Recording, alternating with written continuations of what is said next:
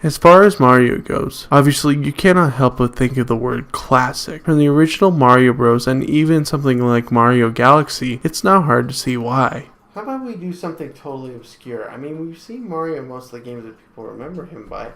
How about games people typically don't? I'm talking about a game called Super Mario Land. One of the best games I could think of on the Game Boy. Awesome music and amazing gameplay that really stands the test of time. But just how good is Super Mario Land? And is it still a great game to play today? Let's find out on my review of Super Mario Land.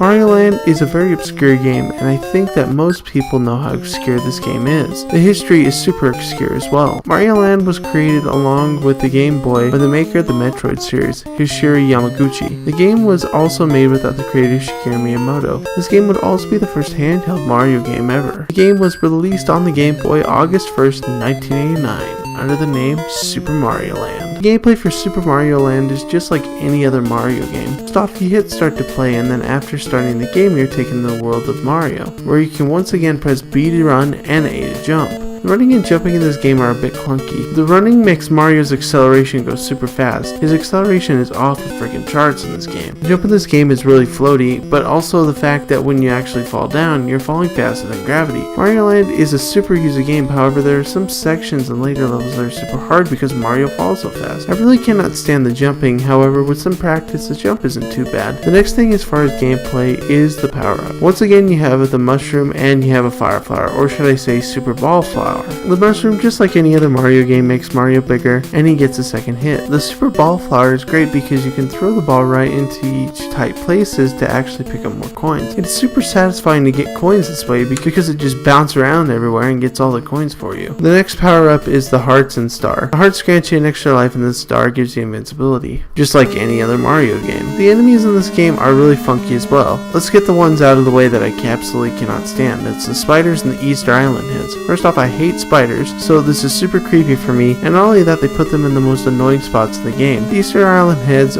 run at you and even jump to you. Mario Land is the hardest in World 3 out of 4. Yes, I forgot to mention that there are 4 worlds with 4 levels in this game, but in World 3 they are over bottomless pits and they chase you in places you would not expect. I also want to mention that this game does have Goombas and Koopas, but they're standard, except the Koopas, they detonate when you jump on them. Holy crap. The bosses of this game are super unique as you can fight them in multiple ways, but you can actually just slip past them, which is super funny, and the level actually ends. The level design in this game really acclimates to the enemy placement and controls in this game. Like I said earlier, Mario Land is a pretty easy game and the level design really makes it easy, but I feel like this was something that they needed to do to acclimate to the crappy controls. I really enjoy the levels in this game. They're awesome, and I love getting that mini game at the end so you can rack up tons of lives in this game. It is so insane. The graphics in this game are primitive to say the least. However, I'm not really too picky with this because this is the first Game Boy game ever. I'm not following the game for this or the developers. The music and sound in this game is great. The music is simple and I love the soundtrack. It fits the theme of the game. And I have to say, I'm not really a big fan of 8-bit soundtracks, but this one really takes the cake for me and I love it. The sound in this game really does sound like out of a cartoon again, but I really do like the difference between the Mario games of old and the new Mario game. Also, one of the cool things is when you collect a star, it actually does the Can-Can music instead of the regular star theme. Now that is awesome. The story in this game is Mario has pretty much had it with Princess Peach and is going ahead and taking care of a new princess called Daisy.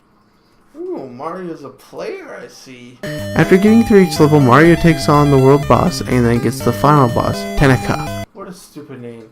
It fits. He's stupid easy. After defeating Tenica, Mario saves Daisy and the game ends, with the game saying the end and the credits ensuing. The story is really the same as any other Mario game. I really have nothing to say about it, but I will not actually nitpick it either because it's just another Mario story. It's typical. The pros very much outweigh the cons for the review of this game. The music and sound in this game are memorable, and This game also has a great amount of fun, especially with the level design. This makes this game special and memorable, and also acclimates to the graphic controls I mentioned earlier. The cons are a few things. The jump in this game is really dumb, and you have to fall so fast, and some of the enemy placements are really not nice. Super Mario Land is a really solid game. I really love this game. It really does make great use of the hardware for the Game Boy, and for a launch title, this is a perfect one. I give the score an 8.5 out of 10. This game is really fun, but it's not perfect. Mario Land has a few flaws, such as the jump, run, and floating controls. For me, this is how it gives this score. Thanks for watching, folks, and I'll see you in the next episode.